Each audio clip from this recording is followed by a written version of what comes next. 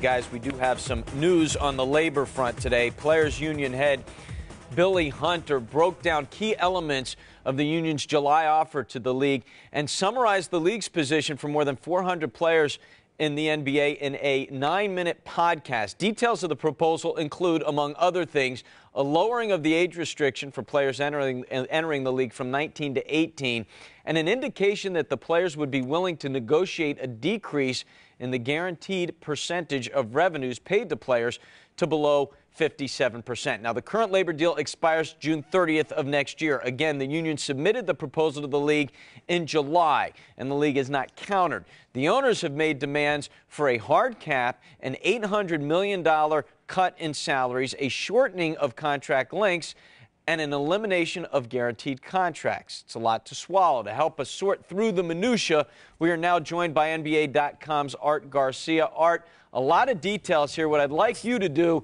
is to try and tell fans what's important about what we learned from this proposal.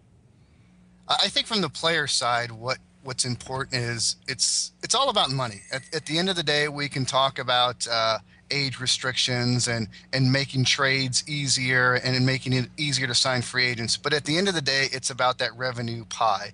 And at this point, players have been guaranteed 57%.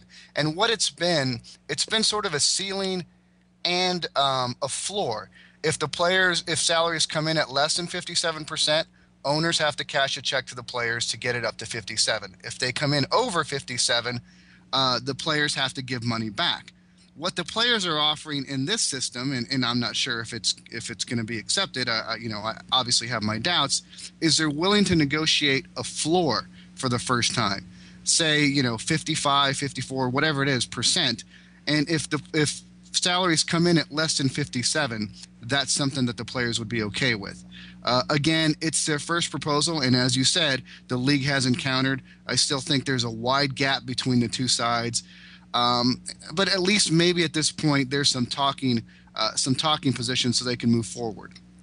All right, what's your feeling on this? I know Billy, and having worked with him obviously when I was on the board with the Players Union, I know he's talked about the likelihood that there's going to be a lockout. Now, I'm assuming part of that is rhetoric that you would use in terms of your negotiating position. But it's also got to be used in order to get the players to understand that potential really does exist, and ultimately they got to start preparing. Do you think the players are reserved to the fact that there may be a lockout and they're prepared for it? Well, I think that's what the union is trying to do, Greg, is get the word out. That's what this podcast was about. They've sent out some mailings, some emails. They're trying to get the information out there so players understand the position.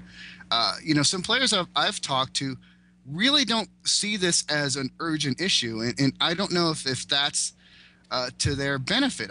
They're concentrating on the season, and that's to be expected. I mean, these guys are trying to win games. They're trying to better their position. I mean, they have a lot of things on their plate outside of labor negotiations. Now, the union is trying to say to these guys, hey, save your money. There could be a lockout. We have to make other provisions in case the season doesn't start on time next year. But at this point, I don't know if the players really see the urgency in that. And that's what the union is trying to do. They sent out, like you guys said, this 9-minute podcast to try to get everybody in the league understanding where things are at this point, and that there is this wide divide between the owners and the players. As Billy said, they're not going to stand, or they're not going to accept a hard cap. They're not going to accept salary rollbacks. Well, that's what the owners are offering at this point.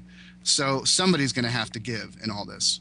Okay, Art, the laundry list is so long, we could be here a long time talking this through. If you could pick one or two things that you think that would get this deal done, what would it be? Well, the big thing is the owners want that huge drop in salary rollbacks. Get it down to 40% or so of revenues. Obviously, right now it's at 57%. That's really going to be the issue in all this. In any negotiation, you need to ask for something. The players asked for things. They asked for 18 to be the minimum age. Restore that. They asked for trades to be eased up so they're easier to make. I mean, they had to make their own set of demands. But at the end of the day, it's going to be that revenue pie, and that's where they're going to have to decide. All those other things as Mark said earlier, are just minutia. I mean, those are things that if one side concedes or the other, they're not going to break the deal. At the end of the day, it's going to be about that revenue division and what each side can live with. All right, Art, we really appreciate you helping us through this. Obviously, it's pretty complicated, and we've got a long way to go with it, but today was somewhat important. I appreciate you helping us break it down. Anytime, fellas. Thanks.